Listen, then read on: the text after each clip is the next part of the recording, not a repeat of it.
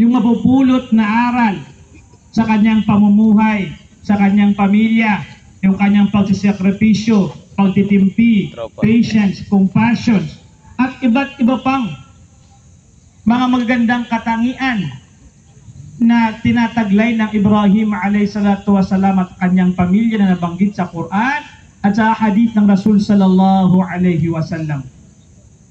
Kung saan yung Nabiyullah Ibrahim alayhisalatu wasalam, simula nung siya ay pinanganak, lumaki siya sa komunidad kung saan ang sinasamba ng mga tao ay ribulto. Yun yung prevalent, yun yung kasikatan dun sa kanyang panahon na yung pinanganak siya, ang sinasamba ng mga tao ay ribulto. Kung saan yung mga ribulto na yun, kahoy, bato, hindi nakakapagsalita, hindi nakakapagbigay benepisyo. Pero kahit ganun pa man, even though that he grew up in a community that idol worshiping is prevalent, hindi sumabay yung Ibrahim alayhisalatu wasalam sa kanyang komunidad. Bagkus ginamit niya ang kanyang isip, ang kanyang utak, at kinwestiyon niya yung logic. Bakit itong mga tao na to sinasamba itong mga bato, itong kahoy kung saan hindi naman makapagbigay benepisyo. Bali sinalungat ng Ibrahim alayhisalatu wasalam yung gawain ng kanyang komunidad at siya ay nanampalataya sa Allah subhanahu wa ta'ala. Pagkatapos pa nun yung Allah subhanahu wa ta'ala, parati natin naririnig sa khutbah, yung story nila ng Hajar, kanyang pamilya, yung pagsasakripisyo niya, dapat susumbaliin niya, dapat kakatayin niya yung kanyang anak. He was about to slaughter his son Ismail because of the commandment of Allah subhanahu wa ta'ala. Dito pa lang sa story na to na parati natin nababanggit, makikita natin kung gaano kasubmissive, gaano mag-submit yung Ibrahim alayhisalatu wasalam sa kautusan ng Allah, kung saan kaya niyang mismong isacrifice yung kanyang anak para sa kautusan ng Allah. At ito ang tunay na dapat na pananampalataya ng isang Muslim, kung saan walang makakapigil sa iyo sa pagsunod sa kautusan ng Allah kahit pa ito ay iyong pamilya. At napakainam, yung anak ng Ibrahim alayhisalatu wasalam, siya ay musmus pa lamang at naintindihan niya rin yung trabaho ng kanyang tatay. Naintindihan niya rin yung kautusan ng Allah sa kanyang tatay na siya ay kakatayin. Hindi niya pinahirapan yung kanyang tatay. Bagkus in-encourage, he even encouraged his father to comply to the commandment of Allah subhanahu wa ta'ala. Ganito yung pamilya ng Ibrahim alayhisalatu wasalam. Ganito yung kanilang pananampalataya. Ganito yung kanilang pag-aagama. At ito yung ating sineselebrate sa araw na to. Ito yung ating ginugunita. Kung paano na tayong mga tao ay maging kalakas din natin yung pananampalataya, makamit natin yung katulad ng pananampalataya ng Ibrahim alayhisalatu wasalam. Kung paano tayong mga Muslim, maging masunurin tayo sa kautusan ng Allah subhanahu wa ta'ala, katulad ng Ibrahim alayhisalatu wasalam. Kung gaano yung ating mga kapamilya, anak, asawa, kamag-anak, katulad ng Ibrahim alayhisalatu wasalam, siya ay may worry sa kanila na kung paano nila susundin yung kautusan ng Allah, ganun din dapat tayo na ilagay natin sa ating responsibility ng ating mga anak, asawa, kamag-anak, kapamilya, kaibigan, paano sila lahat sambahin, sundin ang kautusan ng Allah at umiwas sa mga pinagbabawal ng Allah subhanahu wa ta'ala. Ito yung pinaka-moral lesson mga kapatid sa pananampalatayang Islam. Dahil doon, pwede tayong magbanggit ng ilang points, pwedeng 10 points kung ano ang mapupulot na aral sa pamumuhay ng Ibrahim alayhisalatu wasalam na sana ipag-uwi natin, ay baunin natin at isabuhay natin sa ating kabuhayan dito sa ibabaw ng mundo. Unang-una mga kapatid sa pananampalatayang Islam, ang mapupulot na aral sa pamumuhay ng Ibrahim alayhisalatu wasalam ay yung kanyang matatag na pananampalataya sa Allah subhanahu wa ta'ala. Kahit pa siya ay na-pressure, kahit pa siya ay na-torture, pinahirapan ng kanyang mga tao nung hindi siya sumunod sa kanila sa pagsamba sa bato, pagsamba sa kahoy. Dahil siya ay sumasamba sa Allah, hindi niya binitawan yung kanyang pananampalataya, hindi niya ginibak yung kanyang pananampalataya sa Allah. Bagkus siya pa ay naging mas matatag. Siya pa ay nagtiwala at nag-hope sa mercy ng Allah subhanahu wa ta'ala. Ganon din tayo mga kapatid sa pananampalatayang Islam. Yung ating pamumuhay dito sa mundo, iba't ibang pagsubok, mapapersonal man na pagsubok yan, o kaya pagsubok sa komunidad, societal pressures, ay dapat wag natin ialay yung ating pag-aagama, wag natin ialay yung ating pananampalataya. Dahil may makikita yung kapatid, meron tayong mga, siguro iba sa ating kapatiran na Muslim, na pag sinubok yung kanyang pananampalataya, between sa kanyang trabaho, between sa kanyang business, o kaya between sa kanyang kaibigan, minsan mas pinipili nila yung kanilang business, yung kanilang trabaho, yung kanilang kapamilya, kaibigan, kahit na pa nalalabag nila yung kautusan ng Allah. Which is hindi yan ang tunay ng Muslim. Ang Muslim, hindi niya isasakripisyo yung kanyang pananampalataya sa Allah subhanahu wa ta'ala. Pangalawang puntos mga kapatid, yung pagiging obedience at submission ng Ibrahim alayhi salatu wasalam sa Allah subhanahu wa ta'ala. Na inutos sa kanya na katayin yung Ismail, kanyang anak, pinakamamahal na anak, isa sa pinakamamahal niyang anak, pero hindi siya nagdalawang isip na sundin yung kautusan ng Allah subhanahu wa ta'ala. Hindi siya nagdalawang isip na sundin yung panaginip na ipinakita sa kanya ng Allah subhanahu wa ta'ala. Ganito rin tayo mga kapatid sa pananampalatayang Islam. We should prioritize our obedience to Allah subhanahu wa ta'ala. We should trust His commandment. At pag sinundan natin, o kaya naging masunurin tayo sa kautusan ng Allah, we will gain benefit from it. We will gain barakat from it. Minsan sinusubok tayo sa mga kautusan ng Allah. Example, halimbawa yung tao nagtatrabaho sa isang kumpanya. Ayun, dumating niya yung salat dhuhr, pero oras ng kanyang trabaho, pinapapili siya. Kanyang sambayan o kanyang trabaho. Ito ay sinusubok ang kanyang pananampalataya. Dapat sa isang Muslim, huwag niyang isakripisyo yung kautusan ng Allah dahil lang sa mga kamunduhang bagay. At pag ginawa natin yung kautusan ng Allah, gagantimpalaan tayo dito ng Allah subhanahu wa ta'ala, katulad ng ginawa niya sa Ibrahim. Imbis ng makatay niya, ang nakatay niya ay tuta, yung sheep, kung saan pinalitan ng Allah subhanahu wa ta'ala. So, may kapalit. Yung pagsunod sa kautusan ng Allah, may malaking gantimpala na kapalit. Pangatlo mga kapatid sa pananampalatayang Islam, ang matututunan natin na lessons ay yung sacrifice at generosity.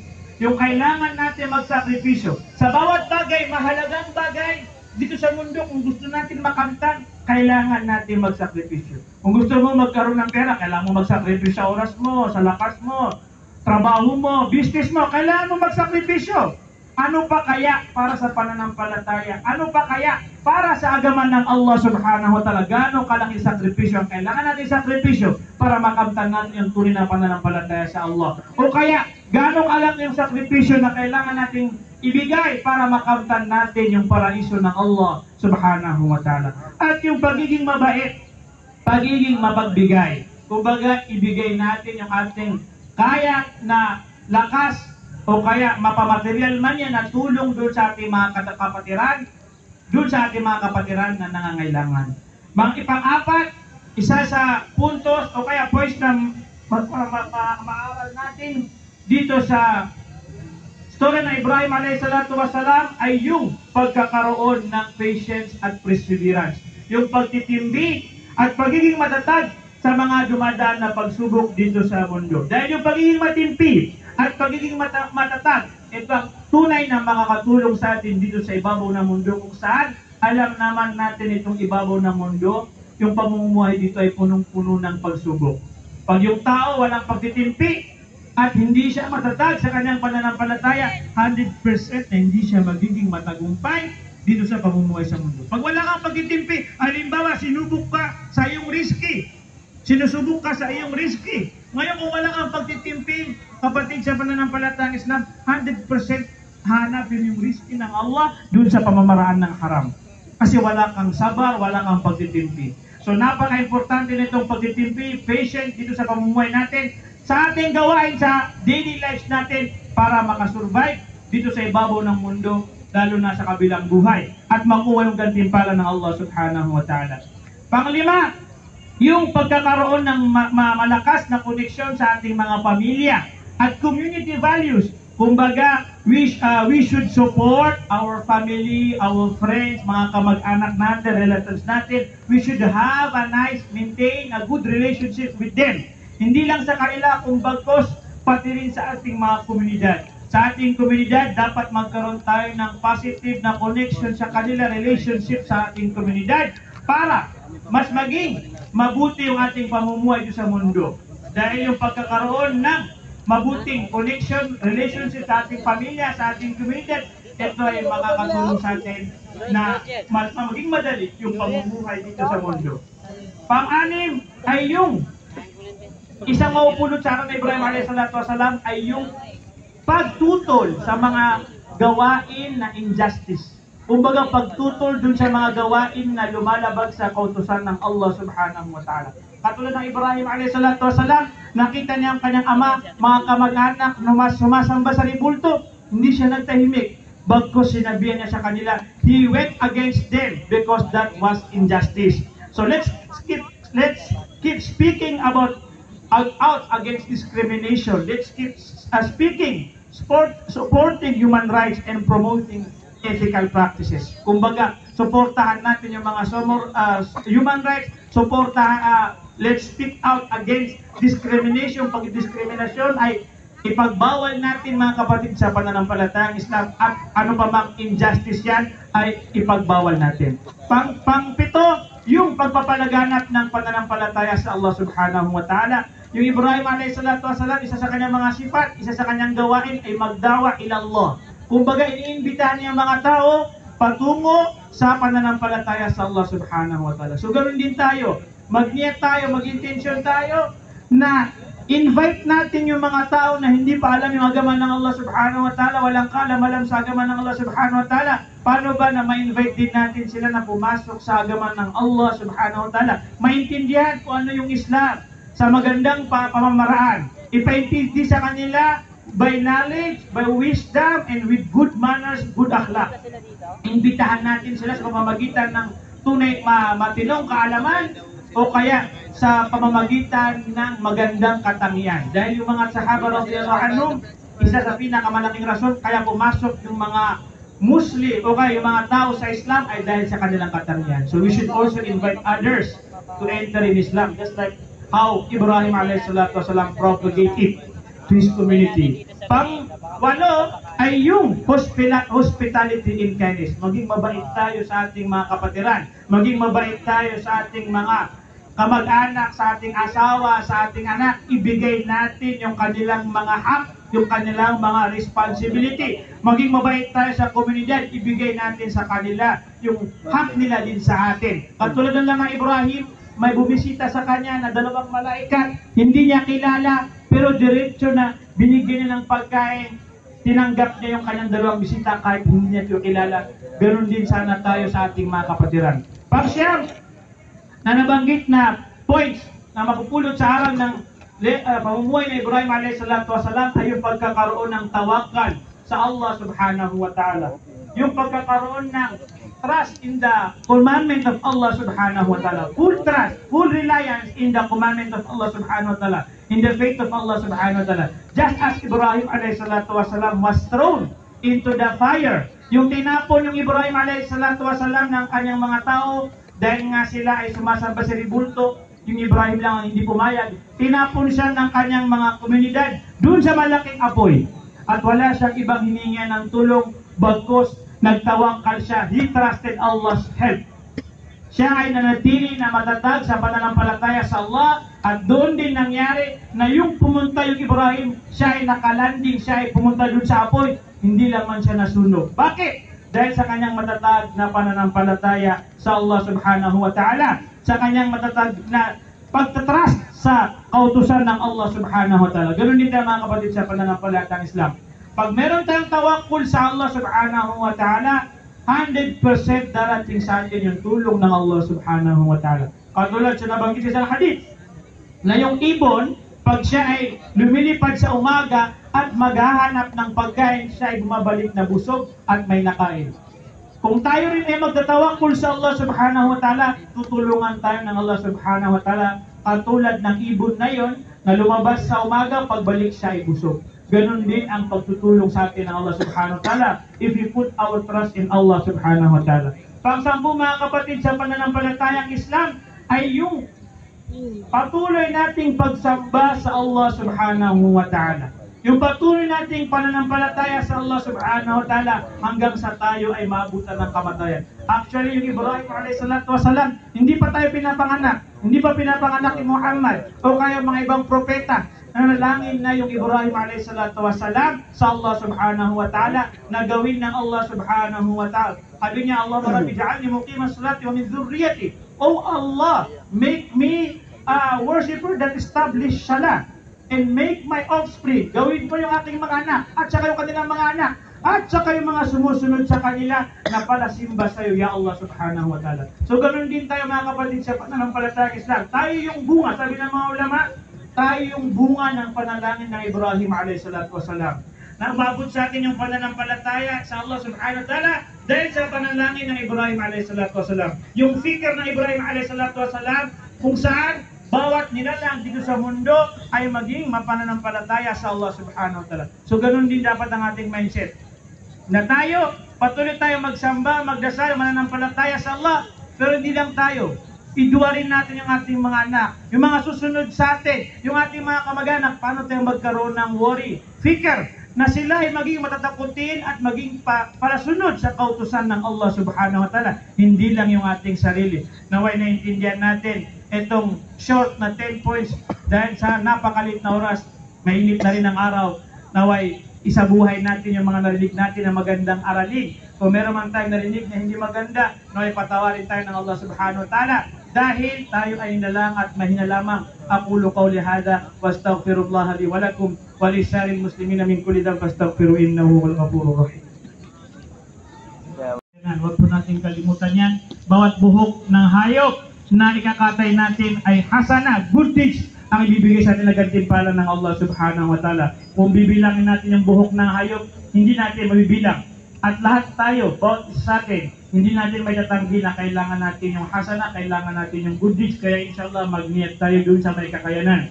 Inna Allah wa malaikatahu yusalluna 'alan nabi ya ayyuhalladhina amanu sallu 'alaihi wa sallimu taslima. Allahumma salli 'ala sayyidina Muhammad wa 'ala alihi wa sahbihi wa barik wa sallim. Rabbana zalamna anfusana wa in lam taghfir lana wa tarhamna lanakunanna minal khasirin. La ilaha illa anta subhanaka inna kunna minal zalimin. Rabbana ighfir lana wa liwalidayna wa lil mu'minina yawma yaqumul hisab. Allahumma rabbana atina fid dunya hasanah wa fil akhirati hasanatan wa qina 'adzaban nar. Allahumma ighfir lil mu'minina wal mu'minat al-ahya'i minhum wal ahya'i minhum wal amwat wa li jami'i ummati Mustafa sallallahu alaihi wasallam. إنك سميع قريب مجيب الدعوات. اللهم ربنا لا تزغ قلوبنا بعد إذ هديتنا وهب لنا من لدنك رحمة إنك أنت الوهاب.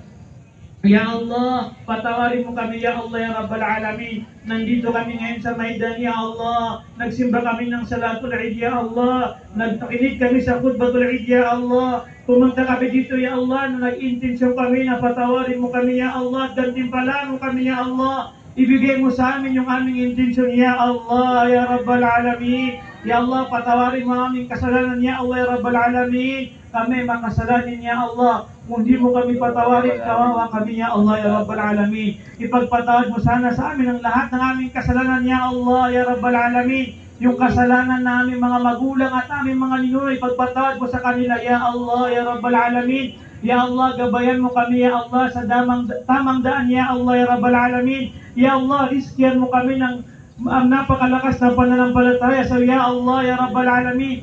Ya Allah, bigyan mo kami ng pagmamahal, kagustuhan sa pagsimba sa iyo ya Allah ya Rabbal Alamin.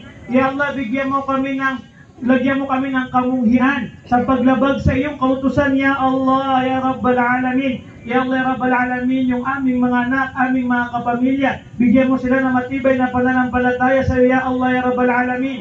Ya Allah, tawfikan mo kami na hindi namin maiwan yung kautusan ya Allah ya Rabbal Alamin. Ya Allah ya Rabbal Alamin, papasukin mo sa kami sa inyong paraiso na walang pagkikilatis ya Allah ya Rabbal Alamin. Ya Allah, mga magulang namin, kamag-anak namin na nauna na sa libingan ya Allah, ipagpatawad mo sa kanila ya Allah yung kanilang mga kasalanan ya Allah ya Rabbal Alamin. Gawin mong madali sa kanilang pamumuhay dun sa kanilang mga libingan. Papasukin mo sila sa kanilang paraiso, Ya Allah, Ya Rabbal Alamin. Ya Allah, kunin mo kami dito sa ibabaw ng mundo na ikaw'y nagagalak sa amin, Ya Allah, Ya Rabbal Alamin. Ya Allah, Ya Rabbal Alamin. Gawin mo na yung huling sandali namin dito sa mundo ay nasa tamang pananampalataya kami, Ya Allah, Ya Rabbal Alamin. At ikaw'y nagagalak sa amin, Ya Allah, Ya Rabbal Alamin. Allahumma ansuril Islam wal muslimina fi kulli makan. Allahumma ansuril Islam wal muslimina fi Palestine. ودمر أعداءك وأعداء الدين يا الله يا رب العالمين. اللهم ربنا تقبل منا إنك أنت السميع العليم وتب علينا يا مولانا إنك أنت التواب الرحيم. سبحان ربك رب العزة عما يصفون وسلام على المرسلين الحمد لله رب العالمين.